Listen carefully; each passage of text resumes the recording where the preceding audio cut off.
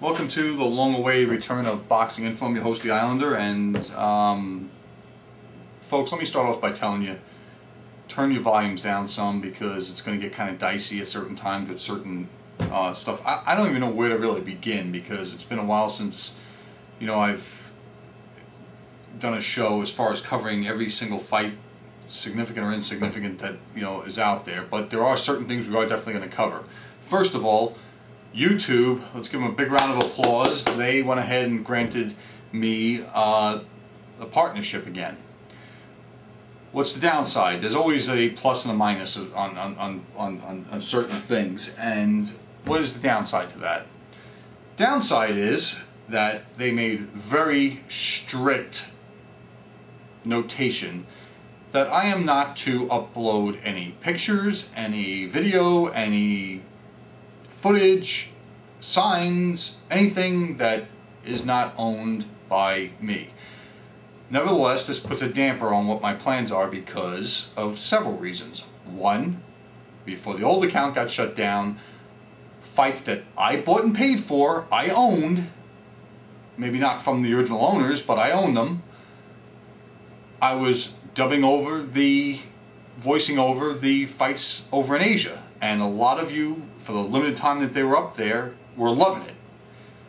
Well, there's no reason to do that anymore, and what really pisses me off to no end is that there's people uploading whole fucking fights. I mean, and it's been going on since I got, you know, suspended the first time. I mean, stuff for HBO, stuff from CBS, stuff from ABC. I mean, it doesn't matter. I mean, you know, albeit they're not partners and such, but, you know, what good is it to have, you know, videos, a 15-round fight that's uploaded into 7 segments because you can only go 10 minutes at a time. I mean, I don't know, in their infinite wisdom, this is what they want. So how long I'm going to continue doing this, I don't know, because one, there's nothing that really separates one person from talking about boxing than another, except for your personal preferences. And I have been getting a lot of emails and messages from you all. I appreciate everything you've done. Those of you who do miss the show and, you know, miss hearing my opinion on certain things and want to bandy back and forth about it. Something else I want to tell the whole world who's listening. One thing I'm kind of growing a little bit bored of is those of you who actually send me messages threatening me. Listen, back in January before the other account was closed, some other folks did this. I'm not sure if they're still walking around free today. So, a couple points of note. One, I know the proper channels to escalate my complaints about you two, you who are doing it, not 99% of you out there. Two, if you ever did meet me face to face, I'm not claiming that I can do any damage to anybody whatsoever. I'm not acting like a big badass or anything like that. But let me tell you this. If you insist on engaging me in any type of combat whatsoever, whether it's gunplay or whatever, you know, we're talking about, I will be sorry about it, and you will be sorry about it too. And we're both going to go through the legal system, as I have had the experience of doing in the past. And trust me, when you go to the detention center, the worst thing is not being able to keep your own underwear. So let's just forget about that whole scenario. All the tough guys out there that want to send me freaking messages about the show and this and that, about these are people that make the shittiest boxing videos possible with clips of a guy hitting themselves with their own uppercut in the head and all kinds of other gay crap out there. Again, to note, gay and homosexual are not synonymous. There are plenty of cool homosexual people out there. Let's leave it at that. Alright, enough about this, as I've already spent 4 or 5 minutes blabbing on about my grievances with YouTube. A couple of things I wanted to touch on about boxing real quick. Some verbal sparring going back and forth, even videos being made between my boy Blood Boxing, my brother there, and 97 Rough. You know, I know Blood, you're not going to be making many videos, and you know, my heart goes out to you because it's a bunch of BS with YouTube and the pictures and all the other crap. But the other thing, what was I going to say about that whole thing? You guys were making videos about it. Is Pacquiao the catchweight bitch or whatever? You know, I mean, I can see both sides of this story, but let's be clear. He is the hot commodity in boxing. He is the the gold mine. And if Oscar De La Hoya was saying, I'm not going to fight Bernard Hopkins, as a matter of fact, I think Oscar De La Hoya and Bernard Hopkins, when they fought, they could weigh in no more than 157 or 158 pounds, or at least Bernard Hopkins couldn't weigh in any more than 150. My memory's kind of sliding, but I'm pretty sure that that was one of the stipulations, and nobody made any big deal about that. But you know, with Pacquiao, they're looking to protect him the best way they can in what they're considering a fair 50-50 fight. It's not like, you know, Cotto being forced to weigh in at 145 is going to absolutely tip the scales totally Pacquiao's way. It's just more to prevent Cotto from weighing in 147 and coming into the ring at 159. That's what they're trying to prevent. But I see it both ways, and I'm not going to go so much. You know, like I said, Pacquiao is the pound-for-pound best fighter in the world, and he's the hot commodity. He and his people get to call these kind of shots. That's all I'm going to say on that subject. Next subject, the scoring of the Paulie Malignaggi-Juan Diaz fight. That fight went kind of how I thought it would go. I didn't know who really would win. I mean, neither one of them can break their way out of a wet paper bag. And I thought Malignaggi did enough to win the fight. You know, 115, 113 for Malignaggi is as close as I would let that get. I really thought he won the fight 8 rounds to 4. For that one judge to have the fight scored 10 rounds to 2 for Diaz is absolutely atrocious, and he should never be allowed to judge outside of Texas, as far as I'm concerned, which I don't think he does. Gail Van Oy, is that what his name is? Anyway, this brings us back to, you know, I think Ring Warrior 12 arguing with us on my channel comments about, you know, people arguing about Marquez, you know, Pacquiao. Nobody said, you know, Pacquiao and Marquez was 10 points one way or another for one guy. And this goes back over 20 years ago to Sugar Ray Leonard fights Marvelous Marvin Hagler. One judge has to fight 7 rounds to 5 for Leonard. I can live with that. I can buy it. One judge has to fight 7 rounds to 5 for Hagler. I can live with that too and buy that. And nobody would complain. Jojo Guerrera is his name, or Jose Guerrera, known by Jojo Guerrera, has the fight scored 118, 110 for Sugar Ray Leonard. I have yet to see that man's name in the scoring of any major fight after that, because the Hagler people were very upset about that. You know, they could, I guess they thought they won the fight, and I guess they could live with a, you know, 2 judges scoring the fight 7 rounds to 5 or 6 rounds to 5 with 1 even for Leonard, and maybe Hagler wouldn't have been as disgusted and walked away from the sport. But, you know, 10 rounds to 2 for Leonard, and 10 rounds to 2 for Juan Diaz. I mean, these people should be taken aside, their license stripped, and they should go back to, you know, judges' school.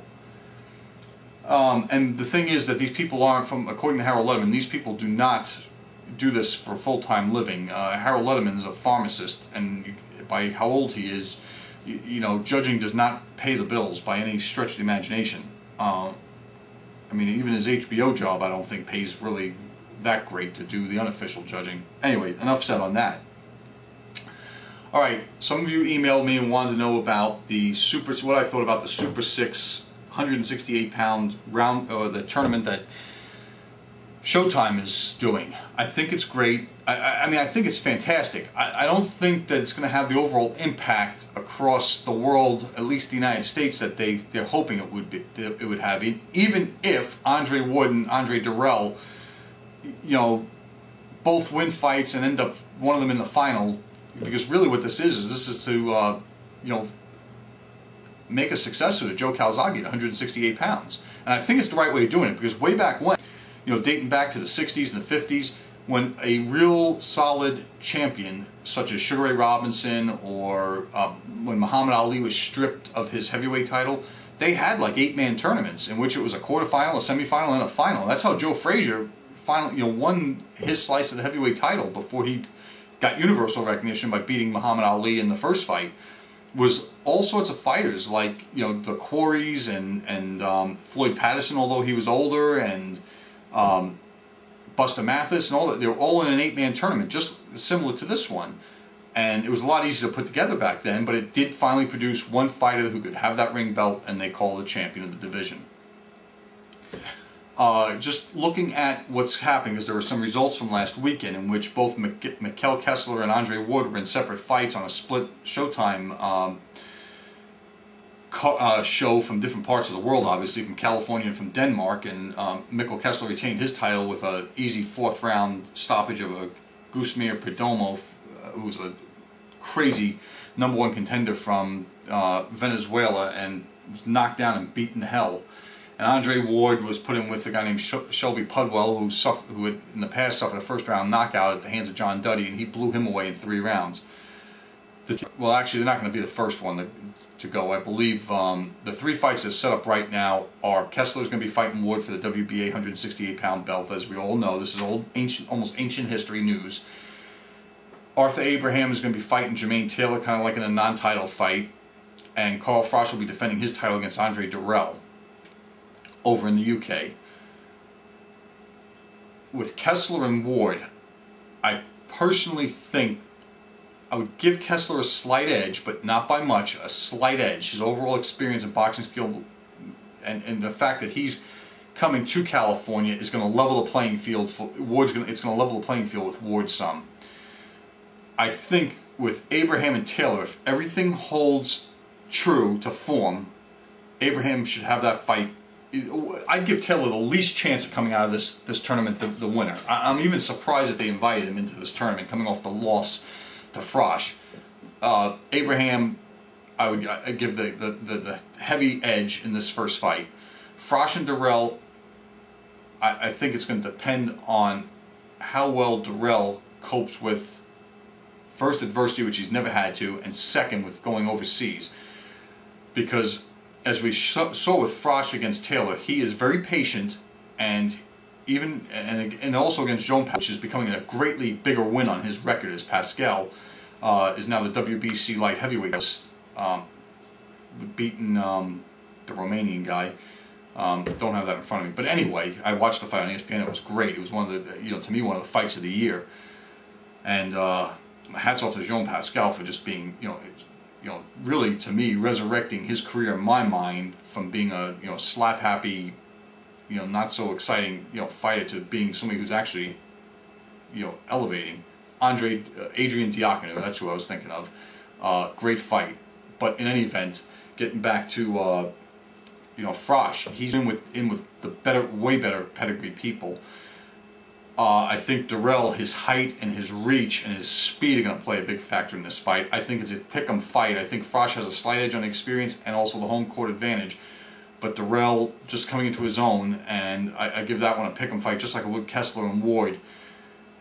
I'm leaning a little bit more towards Ward now for some strange reason, even though I would like Kessler to win the fight. I think Ward, things are tipping his way. He's been in with the dangerous puncher in Miranda. With Abraham and Taylor, I'm going with Abraham. If I'm wrong, I'm wrong, but I'm going with Abraham easy. Froch and Durrell, I'm not. That's as pick 'em a fight as I can get. I'll lean a little bit towards Froch, but wouldn't be surprised if Durrell ekes out a decision. When he tastes Froch's power for the first time, that's really going to be the turning point of the questioning in the fight. Who to come out of this the winner? I think any number of, I think 4. I don't think Ward has enough to win the whole thing. I think Abraham, if things go right for him with winners in other matches, might. I think Kessler, of course, can win. So I've got Kessler, Abraham, and the winner of the Froch-Durrell fight. One of those 3, I personally, I think Taylor, absolutely no chance of winning the tournament. He's got a puncher's chance, but I don't think he's got a real chance. I think Ward's got a better chance than Taylor, because I think I'm leaning towards him to beat Kessler. I'm not sure if he locks horns with Abraham or Froch, he's going to be able to win, or he can outpoint Durrell. That's the other problem I have with him. Kessler, I think if he gets past Ward, he might roll. And I think I like Kessler matched up with everybody except for Durrell. Froch, the same thing's going to happen if he fights Taylor again. He knows he can hurt Taylor. Taylor knows he can be hurt. Froch wins probably a decision next time against Taylor on cautious, type stuff. Froch versus Abraham, I'd like to see. And Abraham Kessler, I want to see the mix of the European fighters against each other, more than so than I want to see them. I don't care what happens if Ward fights Taylor. I don't care what really happens if Ward fights Durrell. I'm a little curious. I don't care what happens if Dirrell fights Taylor. I want to know what happens if Frosch fights Abraham, or Frosch fights Kessler, or Kessler fights Abraham. And that's what I'm really interested in. But I would give, like I said, Kessler, Abraham, depending upon how the other matches shake out, and the winner of the Frosch-Dirrell fight, probably the inside track to winning this tournament. That's just my take on the whole thing. Alright, as we're approaching now 15 minutes into this new generation of show, let's look. I just go over some things that quickly happened. I said that Wood beat the living hell out of Pudwell, not the same one that Joe Calzaghe beat up a long time ago. That was Tucker Pudwell. James Toney also won on that card against a TKO over Matt Greer. Came in at 217, which is the lowest he's been since he fought Holyfield. And he says he's being serious about trying to get a fight with one of the Klitschko's. Julio Cesar Chavez Jr. scored a first-round TKO in the middleweight division now against Jason LaHoulier. More importantly, on that undercard, Fernando Montiel was supposed to be defending his version of the WBO bantamweight title against Alejandro Valdez. This went down as a technical draw, where Montiel suffered a cut and they could not continue. Replay showed it was a right jab from Valdez, and the commission had it mixed up whether or not they were going to award Valdez the fight on a third-round TKO, or how they were going to do it. But in reality, Valdez was knocked to the canvas, Valdez, if you will. Montiel was put to the canvas hard and was being teed off on, and he would have probably lost this fight if it wasn't for the fight being stopped before the end of 4 rounds. Also, they both came in at 119 pounds, which meant it was a non-title fight. But from what I understand, Montiel was very lucky just to get the draw in this fight. Also, Zigores scored a 6th-round stoppage in between rounds against Cruz Carvajal, in which fight he was winning fairly easy. Ivan Calderon fought the rematch against Rodel Mayol, and the exact same thing pretty much happened this time. Fight was stopped on a butt-induced cut in the same exact spot on Calderon's forehead. They went to the scorecards. This time he was ahead on 2 judges' scorecards, and the 3rd judge had Mayol ahead by 3 points on his 68-65 twice for Calderon, 68-65 for Mayol. They are going to probably go their own separate ways. Also, WBO 130-pound titleist Ramon Martinez, coming off his title-winning victory in the UK against Nicky Cook, defended his title for the first time on a 9th-round stoppage of Feda Valoria. What else in here? Oh, the end of a career and how the mighty have fallen. This is going to segue into the Mayweather Marquez preview. Nehomar Cermeño scored his 2nd consecutive decision victory over Christian Mijares. Cermeño, no slouch, he's 18-0 with 10 stoppages, but definitely a real green. And Mijares now drops to 36-6 with 15 KOs, and he's lost, let's see, 3 of his last 5 4 bouts, including the beatdown by Darchinian. I want to remind you, he was a top 10 pound-for-pound fighter on everybody's list, and in 3 fights or 4 fights, he's basically retiring himself now. Unreal how the mighty have fallen. And this is a skill fighter, which segues into the schedule for this coming week. And I'm just going to ad-lib this because I've been putting this up on the board and looking at it, and the schedule always changes. Guys are always backing out of freaking fights and all this other kind of crap that goes on, and the schedule never stays the same.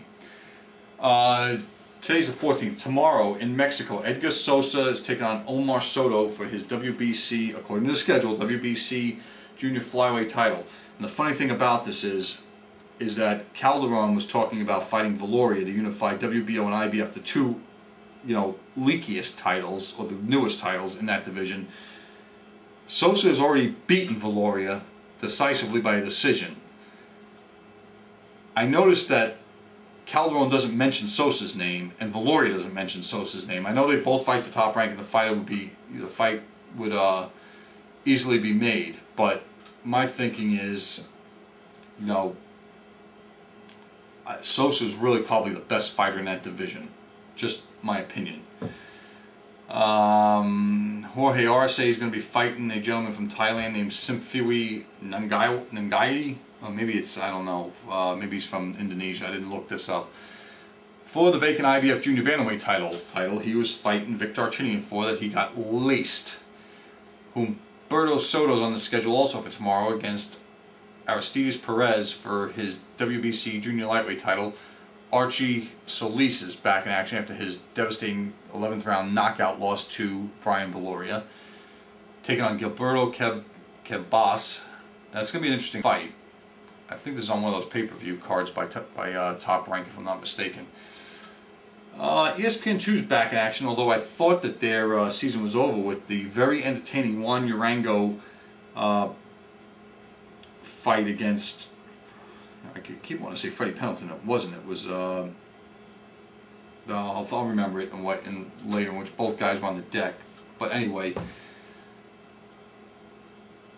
Guillermo Rigondo taking on Giovanni Andrade, 10-round junior fight, Miami on ESPN2 on the 18th.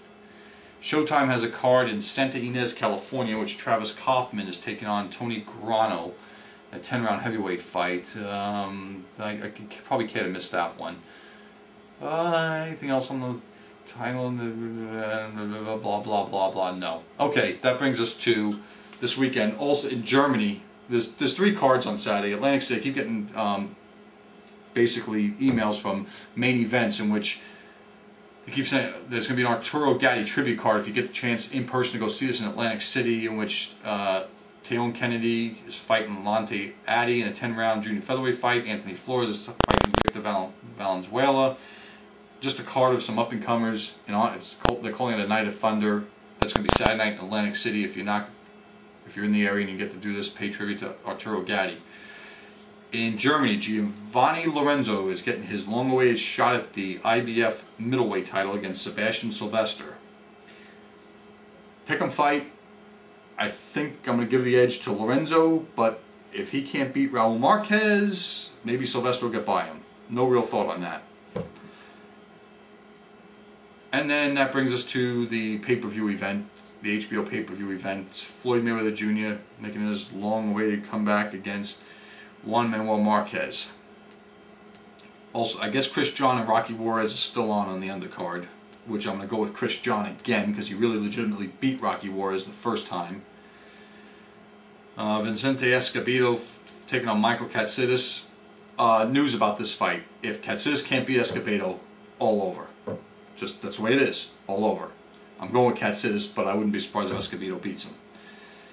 Cornelius Locke taking on Orlando Cruz. And that's all I'm mentioning on that card. And the main event, of course, is Mayweather against Marquez. We're going to talk a little bit about this as we're running at the 20-minute mark now. It's a long show because it's been 6 weeks since I did a show. I'm going with Mayweather by a decision in this fight, or a stoppage on cuts of some sort if it gets stopped. I was thinking about what is this fight really like. There are different people. Some people, the Mayweather fans, are excited about it because they think they're going to get a leg up on Pacquiao if he destroys Marquez. Blase, blase. The Marquez people think that this is basically the shortcut to Pacquiao because if he knocks Mayweather off, Pacquiao has nobody else to fight but him. I'm tired of all that nonsense. What I'm really focusing on with this fight is what fight do we draw from in the past, and I think back to 1990. Very early, the first half of 1990, the year 1990, some really strange things were happening. I don't remember much what happened in January, but it got started off in February with Tyson being upended by Buster Douglas. And then escalated to Chavez-Taylor 1. But more importantly, what followed after that was Michael Nunn, at the time the IBF middleweight titleist, defended his title against a guy moving up 2 divisions, Marlon Starling. Marlon Starling was a very technically sound fighter, probably a better technically sound fighter than Michael Nunn was. Marlon Starling was always one of my favorite boxers at the time. The size difference between the two was incredible. Mayweather doesn't have an incredible size advantage over Marquez, but he's got significant advantages.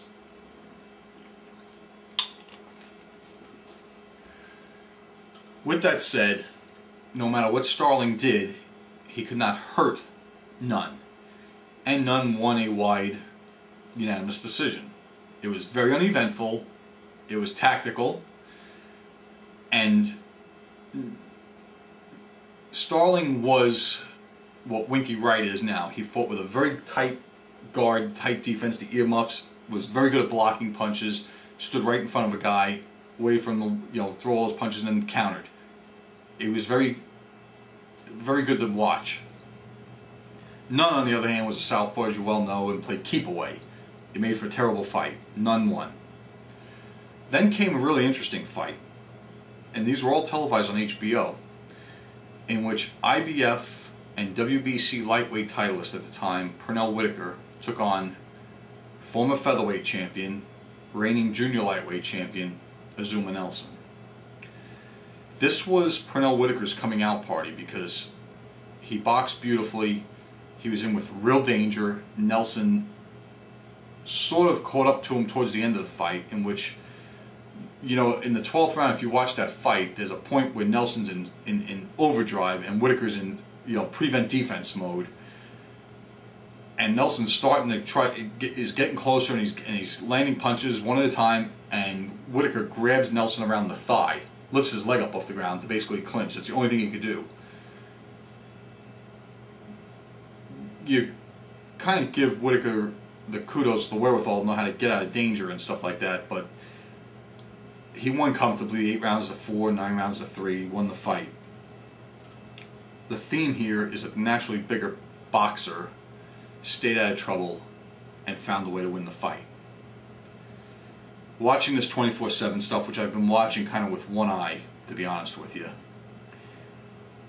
HBO's really grasping for straws with this thing. I mean, I don't know who the story's the same fucking story with the Mayweather family. Who gives a shit? I mean, we've heard it all before. We've seen it all before.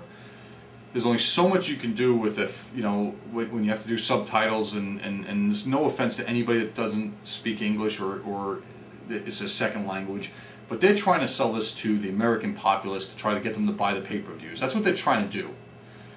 And there's only a limited amount of stuff they could do with Marquez. I would like to know more about him, but there's, again, limits to this 24/7 stuff. Watching him drink urine, I mean, I'm not even going to comment on it. I don't know if it's a cultural thing, a belief thing. I mean, Sugar Ray Robinson used to, when they were at the weigh-in for the Jake LaMotta fight, he had like beef blood squeezed out of a steak into a cup of blood, and he drank it and offered it to Jake LaMotta. Everybody thought that played havoc with LaMotta's mind, who was like, he had killed himself to make the weight. But needless to say, I don't know if it's me, but for some reason I think, or maybe it's my eyes playing tricks on me, that Mayweather looks like just a hair slower than he has in the past, hitting the pads, a hair slower, doing his normal thing. Maybe it's just a ploy to make us think he's vulnerable and people would buy the fight. I don't know. I'm still going with Mayweather. I don't see how Marquez is going to hurt him. I just don't.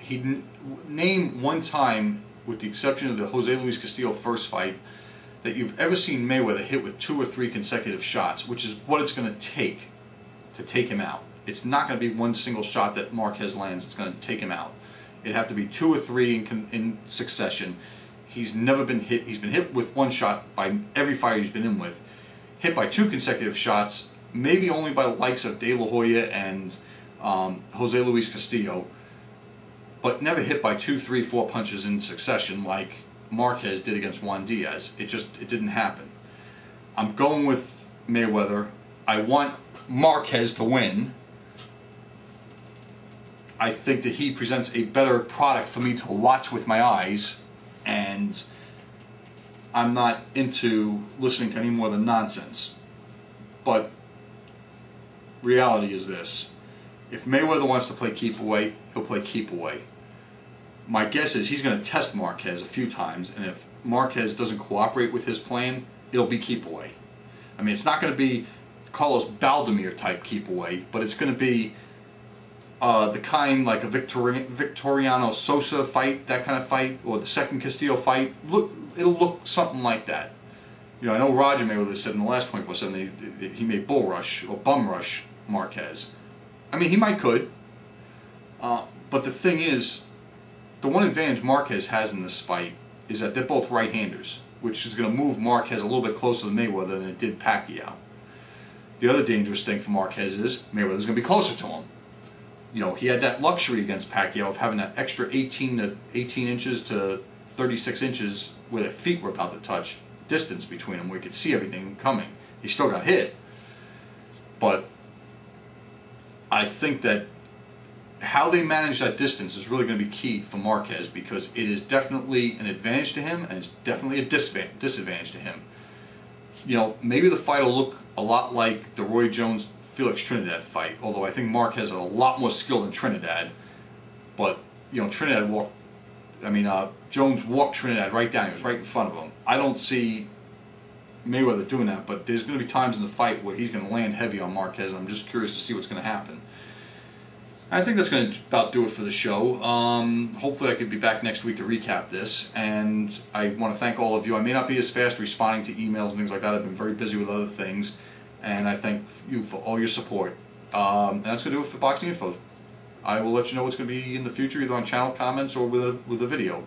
Thanks, YouTube, for granting me this, what do you call it, almost useless sponsorship, or whatever the hell it is. Thanks, everybody.